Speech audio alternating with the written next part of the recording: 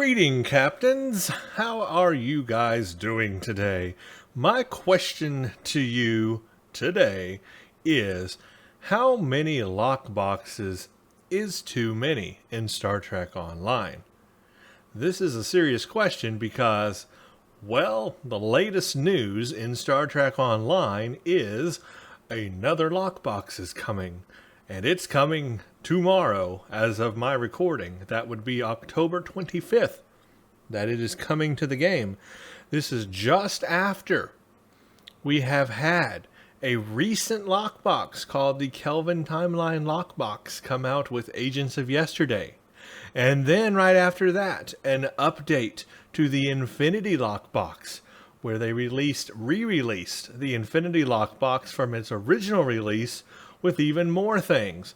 And now what do we have? Only, months apart from each other? I mean, we're talking like literally it's been weeks since the last Infinity Lockbox has come out with the updates.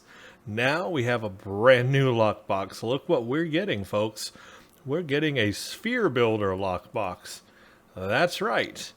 The Sphere Builders. Obviously, this has been part of the temporal Cold War, future-proof storyline, Agents of Yesterday storyline. I mean, it makes sense, logically, because it's part of what we've been playing, and this will give us some more things to play with. But it's another lockbox, right after we just had a couple of new ones just back to each other, it seems like. And so, how many is too many? How many is too quick? I don't know. Are people really opening that many lockboxes? I don't know about you guys, but I certainly cannot keep up. I don't have the resources to keep opening a lot of lockboxes. But anyway, I digress. Let's go over what is coming with this new lockbox, and maybe this will appeal to you, maybe it won't. I'm obviously running out of space to store these lockboxes because I can't open them, so I just store them, put them away in my account bank until whenever I can get to them. All right. There's a lot to read here on this page. This is quite a bit of information about what's going to be in this lockbox, so bear with me. I will read all of this. We'll go through this, but it is a bit lengthy. Here we go. Notorious for their actions during the temporal Cold War, the Sphere Builders are an extra-dimensional race best known for their creation of the Delphic Expanse. While the network of spheres which generated the Delphic Expanse was destroyed in the mid-22nd century by Captain Jonathan Archer, the impact of the Sphere Builders can be seen in other eras, such as during the Battle of Procyon 5. Sphere Builder technology is highly unstable in our dimension, making it very difficult to recover and study.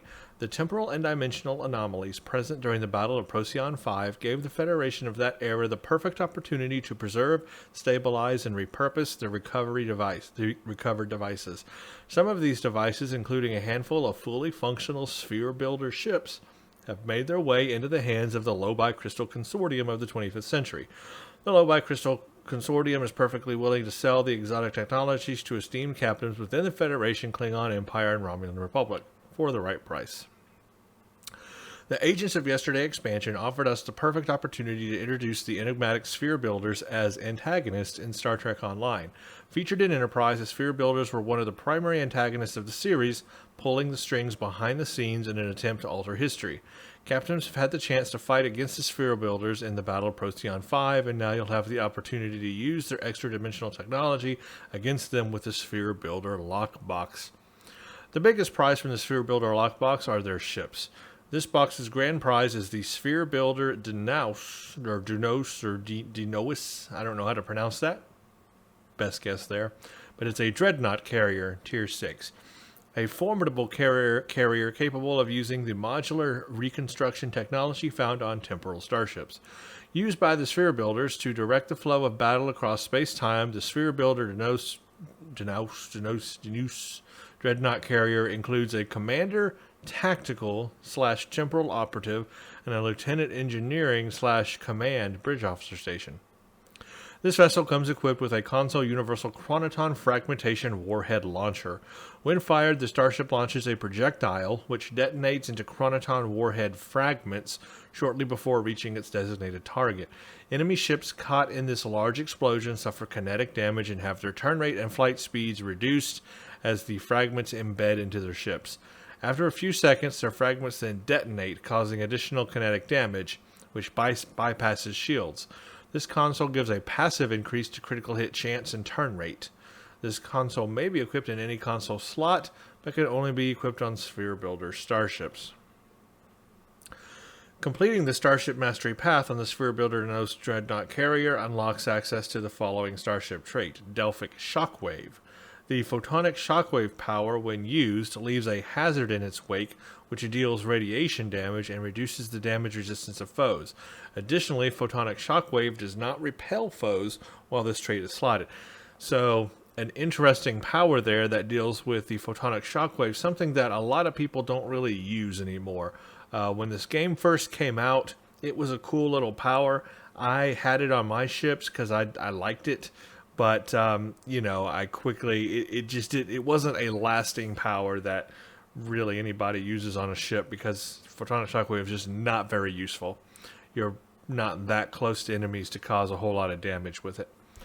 So it looks like they're trying to bring it back a little here by tying this Delphic shockwave into the photonic shockwave power, which means you have to use photonic shockwave in order to activate the radiation hazard. So that's a way. I find that sometimes they do this. They tie these powers in, or they tie these traits into powers on ships or ground that people aren't necessarily using a lot of, to try to get them to use it more. I don't know. This is a good example here with photonic shockwave. There was another one with feedback pulse, I think it was another one. There was another one with, they do that. They tie these traits into powers that people aren't using anymore. So, I don't know. Interesting here. First of all, let's look at this picture up here before we go on. This obviously is one of the costumes we're going to get here, or a design of that. I kind of really like this costume. All this embroidery stuff on it here makes it look very fantastical. And by that I mean like fantasy, like a fantasy MMO or something like that. Something a little more medieval, I guess you could say. Which is really cool, different. So I kind of like the costumes. The power looks interesting. Don't know what that is exactly. He's got like a hand glove thing. Almost looks like one of those gold hand devices, where it goes brr. But I don't know. Probably not one of those. But I guess you could play a gold with that glove thing. There you go. You could role play one. Here's some other costumes here. Obviously for each race. Not so sure about the head shroud thing. That almost looks Bajoran to me.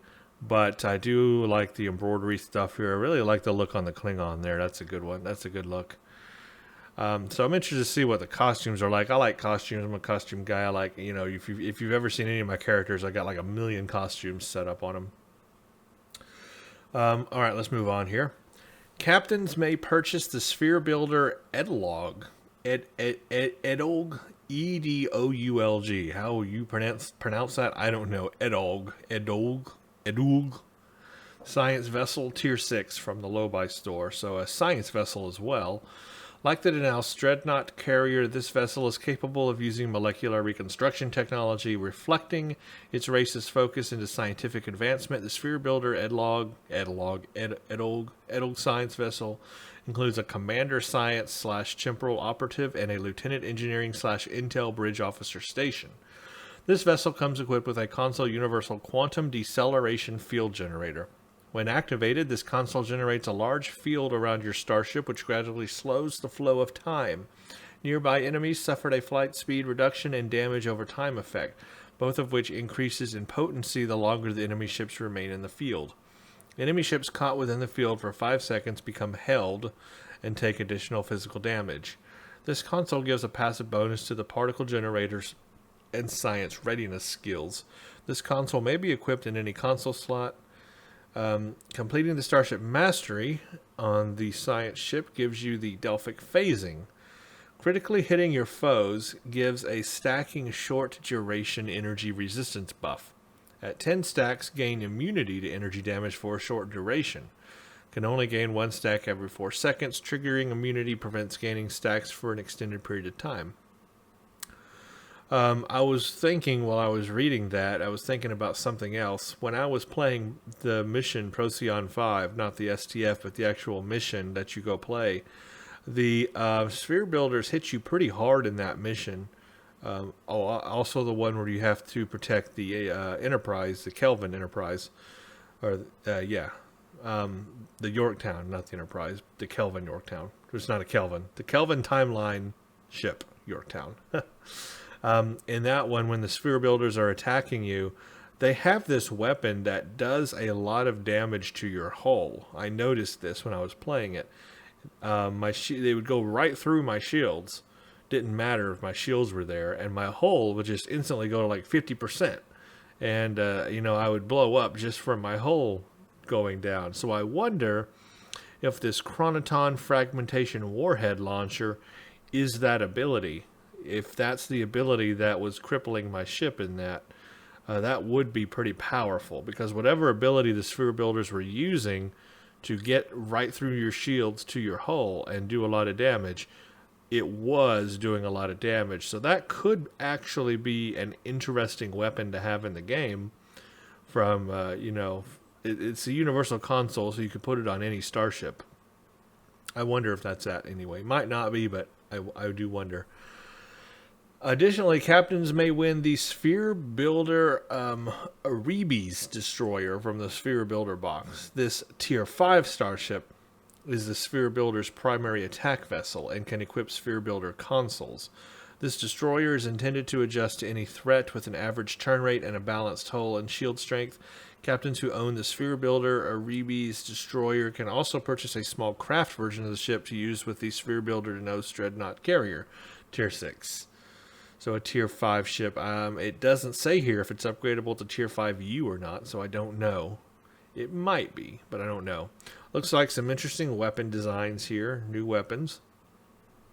There are many other prizes contained within the lockbox. Captains may also obtain a new set of genetic resequencers, some new ground traits and space traits for us to enjoy. We've got something called Distributed Shield Rerouting Engineering. Reroute power to shields, applies a lesser shield heal to nearby allies. Assault Drone Fabrication. Support drones gain an additional wide beam attack. Tricorder Analysis Scan gives you a crit severity buff.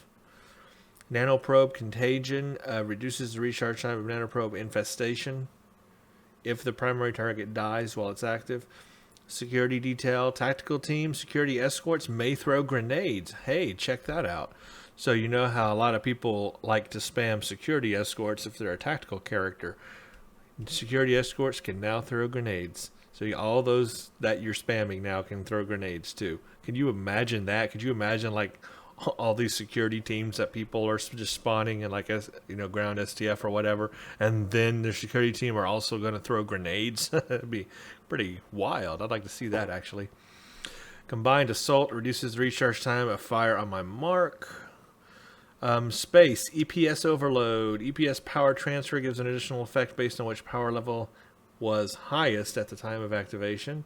Weapons gives you crit chance. Engines is armor penetration. Shields is shield penetration, and auxiliary is crit severity. Nadion Bypass, Nadion Inversion increases energy weapon damage. Ooh, I like that for an engineer. I use Nadion Inversion all the time, of course. That'd be cool to increase my energy weapon damage. I like that.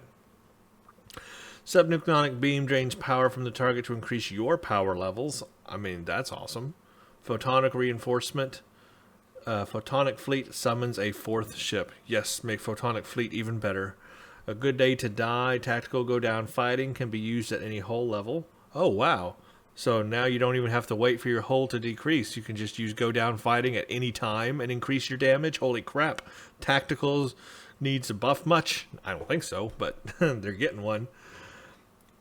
Coordinated Targeting Solution. Reduce the recharge time of fire on my mark if the target dies while it's active. Alliance researchers have also been able to study and deconstruct sphere builder technology, culminating in the development of new profession-specific kit modules. Okay, I'm looking forward to some new kit modules. Engineering, you've got explosive drone. Deploys an explosive drone, a miniaturized version of the Zindi super weapon. Holy crap. It's equipped with anti-proton beam and approaches targets. Drone explodes when close proximity to targets. Oh, I want that so bad.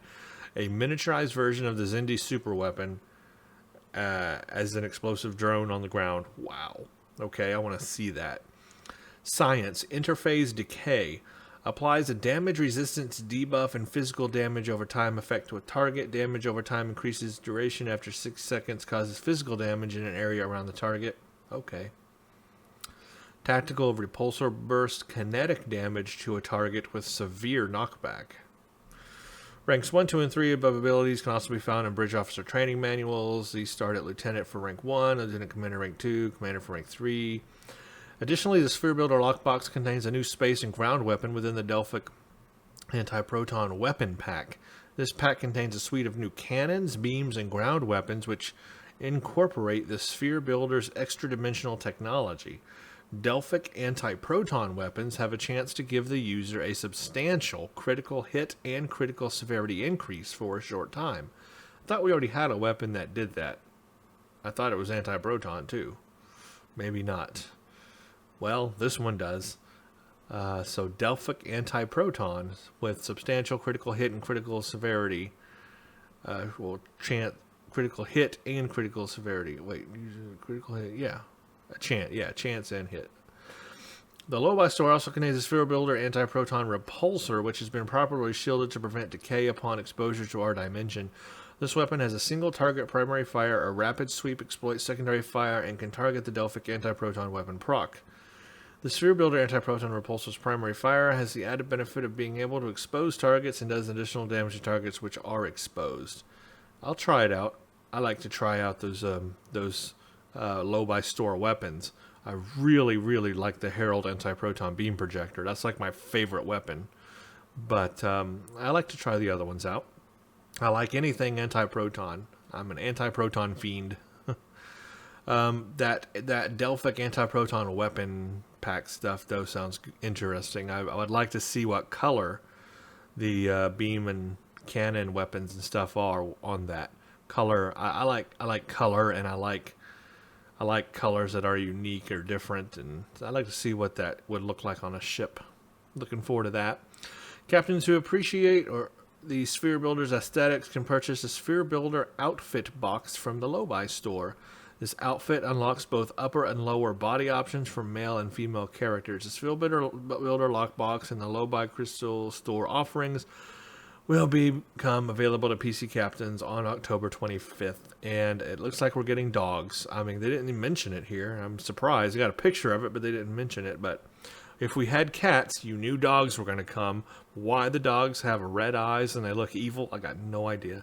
Unless it's like maybe they are attack dogs. Maybe it's an actual active pet that can attack maybe. That would be cool because there's not many of those in the game. We have the Hordas, which are they have attack Hordas.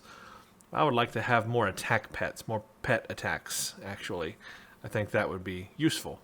Anyway, I don't know. Well, there you go. That's coming on October 25th, which as of this recording is tomorrow for me. So that's like right here, guys. Another lockbox. Can you believe it? How many lockboxes do you need, really? And I guess a lot of it's also in the Low-Buy store as well.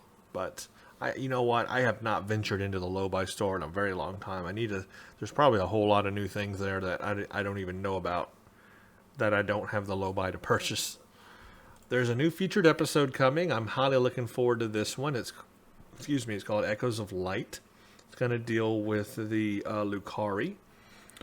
The reclusive Lucari have realized that they must become part of the greater galactic community, and with some help from the Federation and the Klingon Empire, they are preparing for their first steps into the unknown, see the galaxy through fresh eyes as they undertake their first voyage of exploration. Of course, discovery of the unknown always carries risks, and you are never sure what you will find. Echoes of Light is a new mission expanding upon the recently discovered Lucari species, and follows on the heels of previous episodes such as Sunrise and Time and Tide, where the Lucari played a role. Engage in a journey of exploration and discovery with a species that is experiencing the galaxy for the first time. This will be a brand new experience available to new and returning players. Play every week for 3 weeks to gain special rewards. You can access this mission from your mission journal during the release. I'm guessing that's going to be on the 25th as well. Agents of Yesterday Artifacts, which comes out tomorrow on the 25th. So I'm looking forward to that. Maybe an actual exploration mission. That could be a lot of fun. And I guess it's the start of a whole new series. Who knows where they're going with that. It'll be interesting anyway. Looking forward to that. I love new missions. Love, love, love new missions. So that's fun. That's really like it. We already went over the Infinity Lockbox with the Cardassian ships. See, that just came out. And now here's a whole nother one with the sphere builders. A lot of lockboxes, a lot of low-buy stuff. They really want you to buy things. Well, I'm looking forward to Artifacts. Remember, it comes out on the 25th, which is Tuesday. And that is the update to the Agents of Yesterday expansion. And it's more than just that featured episode. Now, Lockbox, of course, we've got K-13 coming. We got a new fleet holding. All kinds of stuff. So when it comes, when it all happens, do expect videos on my channel. Probably the first thing I'll do is to play the new featured episode, because I got to try that new content and then I got to see what's up with K-13, because I am highly interested in what has been going on. Where did K-13 go? Why is it back? What happened to it? Really interested in that storyline. And of course, our fleet will be working on the holding. Once it is all unlocked, I could make a video about that as well. Yeah, I'm really looking forward to whatever happens next, whatever comes next. I don't have the resources to open all those lock boxes and get all that low-buy gear and stuff. I wish I did, because if I did, I would totally demonstrate all of those things for you. But I can only do so much. I can only afford so much.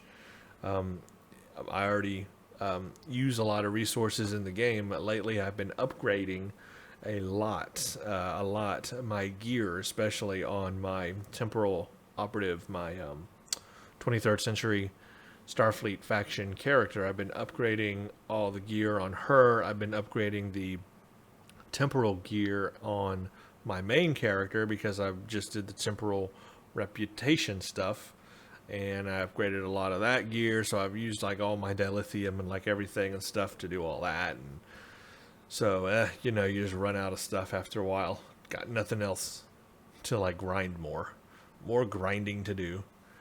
But anyway, I will still make videos on everything that I can make about the artifacts coming up, and anything new and exciting about it. So do expect that. You know what to do if you want to see those videos. So thank you for watching. Stay tuned for the next one.